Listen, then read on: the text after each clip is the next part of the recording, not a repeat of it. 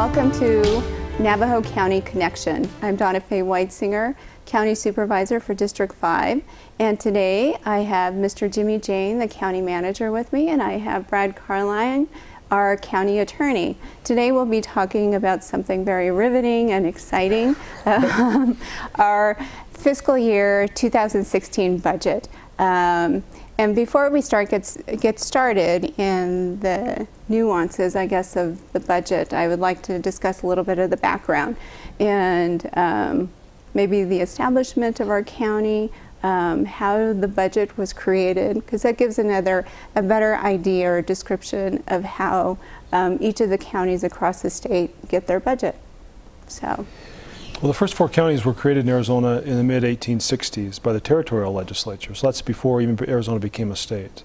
You know, Navajo County was created in 1895, and basically counties were created to deliver state services at a local level, so that you didn't have to drive down to the territorial capital to get a marriage license or get a divorce or go to court. You could go to the county courthouse, and that's why counties were created.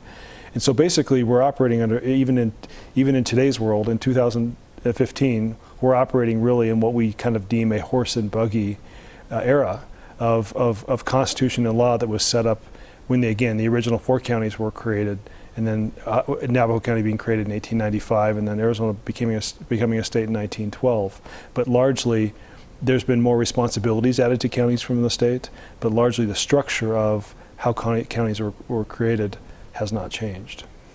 So a big part of how counties were created were for the convenience of the citizens who live in counties, or to create counties for citizenship, in a sense, and creating opportunities for citizens to get the resources or to go out, maybe your marriage license you were talking about, or the things that would be more convenient for them to get those services right within their community. And as part of that, the state established a system and how dollars are disseminated to the counties. And so when we talk about that, one of the things that I hear are partnerships. I guess we talk a little bit about partnerships. Do we feel like this is a partnership with counties and states or the state of Arizona in allowing us to provide those services in an equitable way? I feel like a redheaded stepchild myself, and sometimes in our relationship with the state. It's supposed to be a partnership. We're supposed to, as Jimmy just said, deliver the services. But it's, I hear our state legislators complaining about the federal government and mandating onto the states things to do. Oftentimes that's what our state legislature and our governor are doing on counties. They're mandating things to us without giving us the resources to pay for them. We've seen that especially in the last 6 years since the recession hit. The state has to have a balanced budget.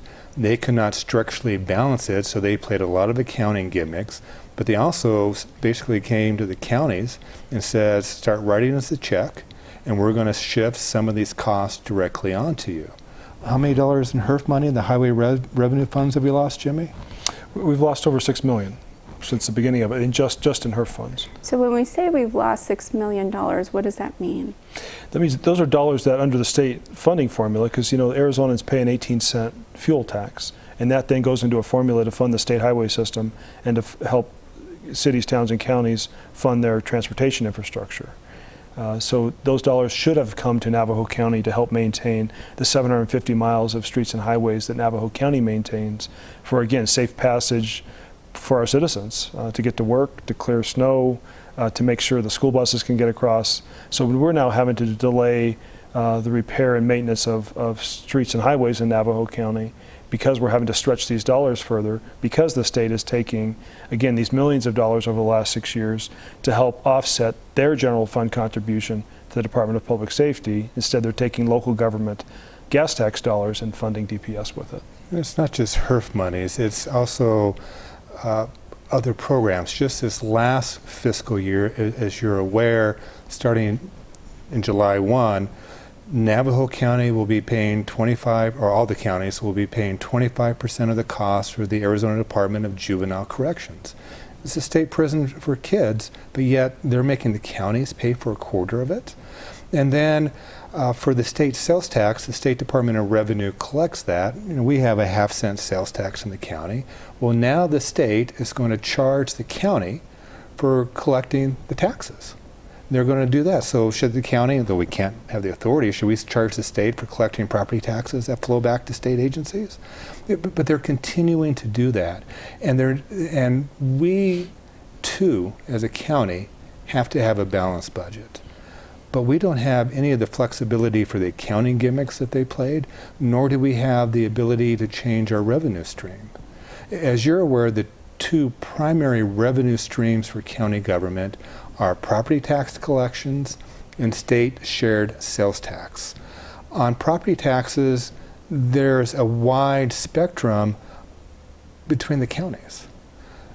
Navajo County has, I believe it's the third lowest property tax rate in the state at 83 cents. Pima and Pinal are over $4. We can't compete, but we have to provide the same services. And then what makes it worse is not only the rate that you can tax, but it's the assessed valuations of the property. Navajo County is one of the poorest counties in the state. And that's also reflected in our property values. They're some of the lowest in the state. So you take a extremely low property tax rate and low assessed valuations, we don't have the revenues of a Pinal County that has the second highest property tax rate and very high assessed valuations, not only on the residential side, but also the commercial and industrial that we don't have. And then on the state shared sale tax revenue, it's not just here's your population and everybody gets an equal share based upon your population. It's a very convoluted, tough to understand formula, but the bottom line is where your tax dollars are spent. So those counties that have a economic hub, the retail malls, the Costco's, the Sam Clubs, Coconino County, Yavapai, Maricopa, Pima, Pinal, they see our tax dollars because we go down there to buy many of our items. They get to keep it. They're not coming back here. So we're getting the short end of the stick there too. Probably the best way to give an example of that is to look at our neighbor, Coconino County, and us. In the last census, there's only about an 8% variation in our populations. We're close to the same population and actually fairly close in the same size of the counties. But if you look at our budgets, well, they have a lower property tax rate, but their higher valuations in their commercial and industrial, they bring in a lot more property tax. Because they're a retail economic hub with their malls and their Sam's Club, they get a much larger share of the state sales tax revenue. So their budget, even though they're only 8% bigger than us population-wise, is nearly 40% bigger on their budget side. But yet we're supposed to provide the same services, but without the same revenue streams to be able to do so. It's impossible. You bring up a lot of good points just in highlighting some of those deficiencies or the lack of maybe economic engines that exists within Navajo County. And we talk about that a lot, the concern that we have in maybe jobs or businesses not being local or being able to provide opportunities to create more jobs. And when we talk about the budget and we talk about its impact to the county, so we have an understanding that there's a limitation of dollars, that the state hasn't developed a mechanism that supports counties like ours, that we get the short end of the stick. And so when we know that, what are some of those things that we have to do as a county or that we are doing as a result of those lack of resources? Working to become more efficient. And the county has done, I think, an admirable job of surviving, but not just surviving, being innovative and finding ways to do government differently. You know, starting back, you know, in the mid-2000s, and the county has progressed forward, and how do we do government differently? How can we be more efficient? You know, we have a workforce that is about 60 people net lower than it was back at the start of the recession. So we have 60 fewer employees, butts in seats, not just numbers on paper, but actually people in doing positions. So we've asked more for our employees. We've also asked our employees, how can we do this differently? How can we be more efficient in providing a service to the citizens that we're constitutionally and statutorily required to provide? And we've been very good at it, but it becomes a point in time that innovation doesn't do it anymore, and you start to lose services. Of course, I'm most familiar with my office. When I came into office 6 years ago, I had 19 prosecutors. Today I have 12. I can tell you crime has not decreased over those 6 years. It's those budget dollars that have decreased. And when you have 12, how does that impact your office? Their caseloads are a lot higher. I lost an attorney earlier this year who just says he can't handle the workload and the stress related to that. And we're getting to that point with our prosecutors. And if this continues down that path, the innovations that we've put into place to move cases faster, to still get justice, we're going to lose that, and we're going to start losing justice. Because it's going to come to the point in time when I and my office are going to have to say, we don't have the resources, we cannot prosecute every case. So what case don't I prosecute? What victim in our community will I not be able to get justice for because I don't have the resources? And that's just my office. And that's a similar story being told in every office throughout the county. Jimmy talked about the loss of HERF monies and how in the long run it's going to cost us more because we can't do our maintenance, and someday we'll have to pay the piper. The only thing the state has helped us with is they realized that we weren't having the general fund revenues to be able to handle all the demands they were calling on us. So they've given us the last few years, and only the smaller counties, what's called flexibility language, which is allowing the county, the board, you and the other supervisors to essentially raid our other taxing districts, the library district, the health district, the flood control district, to help keep our operations afloat. And I know that flexibility language has been a benefit to us. It has allowed us to continue some of the services. And I know that prioritization becomes a big part of this conversation when we want to make sure that the priority is providing quality services to our community and to our citizens. But I would argue the benefit's only to keep us afloat. Yes. There's also a converse downside. I look just at the flood control district. We have a major flood issue in Winslow with the Winslow levee. It's given out before. Winslow's built below it. We know that we have to partner with the Corps of Engineers to repair it. We know that we're going to have X number of dollars we got to pay down the line. And being good fiscal managers, you and the other board members said, okay, how much do we need to raise from the flood control district? Let's make sure that when that time comes that we can actually get that project moving, that we have our share. Well, now because of this, we've had to go into that share, and when that day comes, we're going to have to borrow money.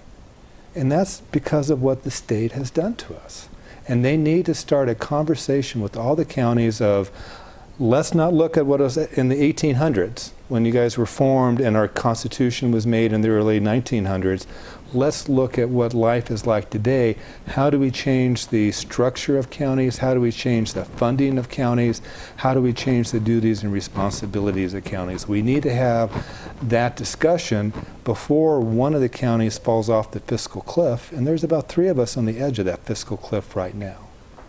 So we know that this type of budgeting is not viable. It doesn't allow us to be able to sustain ourselves next year, the following year, 10 years, 20 years down the road. So we talk about a conversation. What would that conversation look like?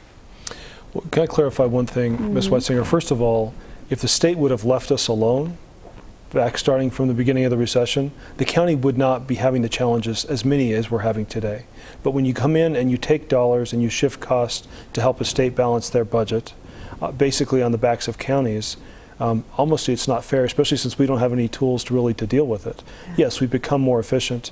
We're doing government differently at a local level because, basically you all are representing, and we as an organization are representing the taxpayers of Navajo County. And I think we all take that very seriously. But looking forward, there's not really a sustainable path forward.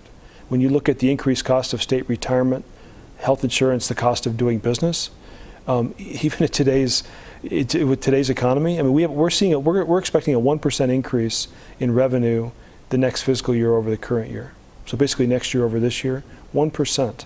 That doesn't come anywhere near covering the cost of doing business. So the state has got to work with us as partners to look forward to a sustainable, to look for a sustainable path moving forward.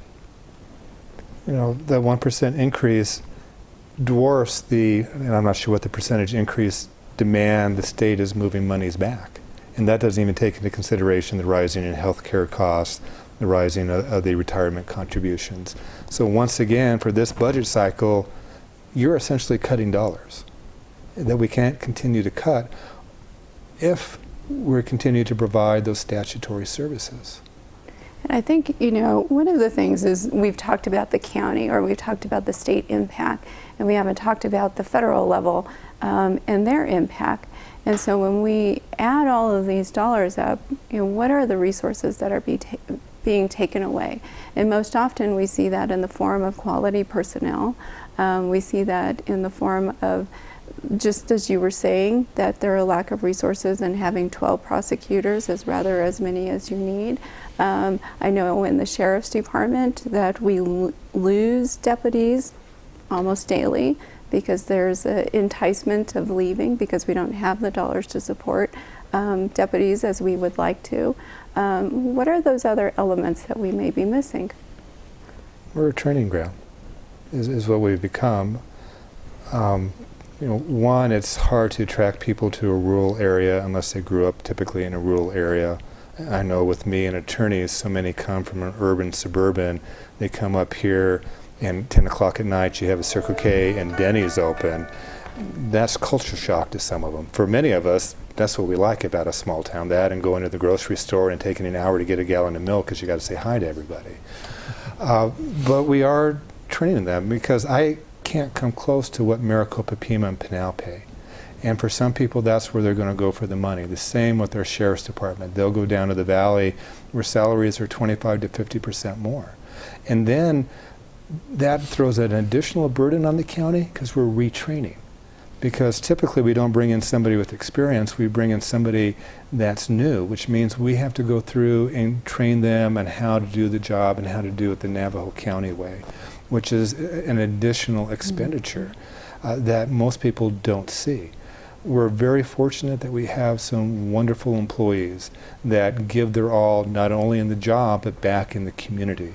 Almost any event that you'll see in any community, there's going to be a county employee participating in that in one way or another, just because that's the nature of the people that go into governmental service, is a giving type of career.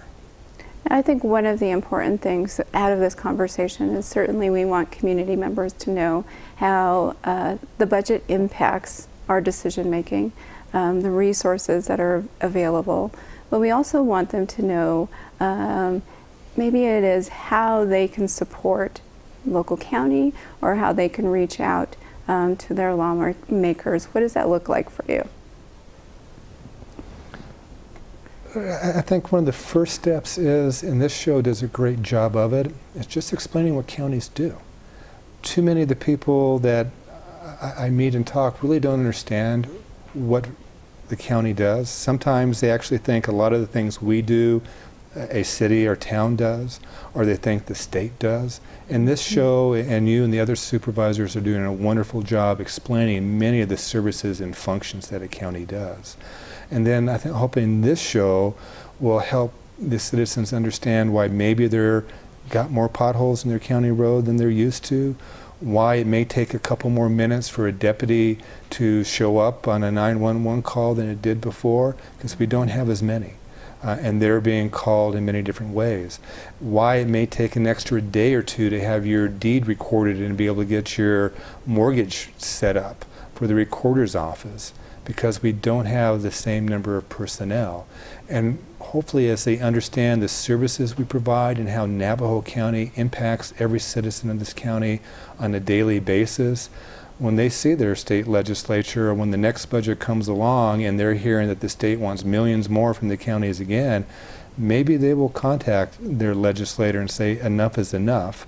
You either have to stop taking from the counties or you need to figure out how to make sure that Navajo County is sustainable, because we're not sustainable and we're going to fall off that financial cliff, and we can't do bankruptcy because our debtors are employees. We're just going to tell our employees we're not going to pay them. they'll just disappear. What's going to disappear is the services. It's going to be the snowplow operator that's out there on the roads the next snowstorm. It's going to be the deputy being able to respond to that call in minutes instead of hours.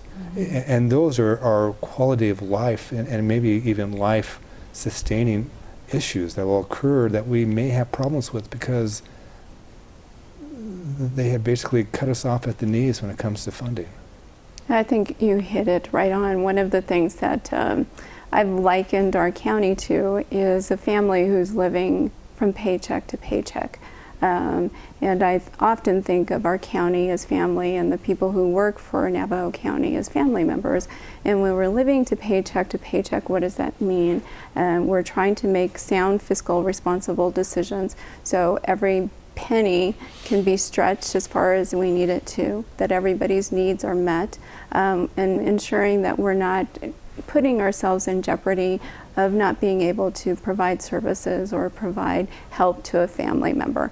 So, but when we talk about, well, is it sustainable? It's not sustainable. How will it impact our county? And it's certainly relevant in helping our community members understand that. And the legislature has a clue as to what's going on, because this last budget, they actually wrote a check to Graham County for $500,000 because they know it wasn't sustainable for them. You know, we're next. Yeah. And are they going to start writing checks to us? And if so, how does that help them balance their budget? They need to sit down, tackle that tough problem on counties, how they're funded and what services they provide. Until they do that, we're going to be teetering on that fiscal cliff. And you know, I hate to get into the muck of it in a sense of asking, what would that look like? Because I know that's quite a hefty conversation, and looking at, you know, what is that formula going to have to look like in order for each of the counties to have equitable dollars or support for citizens who live within their community? I think that would be a difficult thing. Well, there's going to be a lot of people at the table screaming and yelling, wanting things their way. But why do we have an 83-cent property tax rate and PEMA over $4? Why aren't we uniform across the state? You know, why? And the sales tax or the retail hubs, they're the ones that get the money. So you know, it perpetuates their economic growth while we get none. It has to look what is equitable across the board for all 15 counties. And they're tough calls because there's going to be people out there who just say, just cut taxes, cut taxes, cut taxes, and more. And that's fine. But you still have to fund enough for the services that we're required to perform. Otherwise, start changing the statutes and don't make us do all those services anymore. Limitations on services. I got the signal on wrapping up here in a minute. We have 4 minutes. Are there any final comments on this particular subject? You know, again, when you look back to, you know, when counties were first created in Arizona in the 1860s and Navajo County created in 1895, you've basically piecemealed some funding options together over a period of time to where you are today. And the county attorney mentioned the flexibility language that the legislature has given us the last several years. Year by year, there's no assurity that we're going to have it in the future, but they've also acknowledged in giving us, at least from a manager's perspective, I believe they've acknowledged that county finances have got to change, and the times have changed, and they wouldn't have allowed us to go in and use secondary district money for general fund operations. So they've realized something has to change, and now we hope that over the course of the next 6 months, going into the January of 16 legislative session, that they will come to the table with counties and find some constructive solutions to try to do government differently. Yeah, and as you started the show, county governments were formed essentially in territorial days in the 1800s and then formalized in our Constitution in 1912. Things have changed. We no longer ride a horse for a day from Show Low to Holbrook to go to the county seat. We have internet. And the infrastructure needs of the counties have changed. The infrastructure needs for the state have changed. But yet, our laws haven't changed to let the counties help us develop those infrastructures needed, including railway. That railway from Holbrook down to Snowflake that fed Catalyst. They don't give us the tools to develop and maintain that infrastructure needed so that we can have economic growth ourselves. And part of that is giving us those new statutory tools, and the other part is giving us the funding sources so we can make that happen, so that we can grow. We have lots to offer, but our hands are tied on so many ways that it's making it impossible to do what needs to be done. Well, I appreciate you gentlemen joining me today. I think it's an important conversation, certainly something that brings light to our citizens in being able to understand, one, how we provide services, and maybe two, the limitations on services that they're maybe used to. We have tried to prioritize and to the best of our capacity in utilizing the dollars that we have without impacting the services or quality. But is that sustainable? No, it's not sustainable for years to come, or even next year or the following year. So this conversation is quite important in giving some light to that, and I appreciate that. And this is a new format, I'd like to say, suggested by Brad. We're having a conversation. So I have no notes, a little scary, but I think we did okay. You did well. Thank you, gentlemen. I appreciate it. Thank you, Dawnafe. Well, thank you for joining me for this month's Navajo County Connection. I hope you take some time and the opportunity to enjoy the summer. It's the month of July, so go out and recreate, go fishing, go camping, go do something.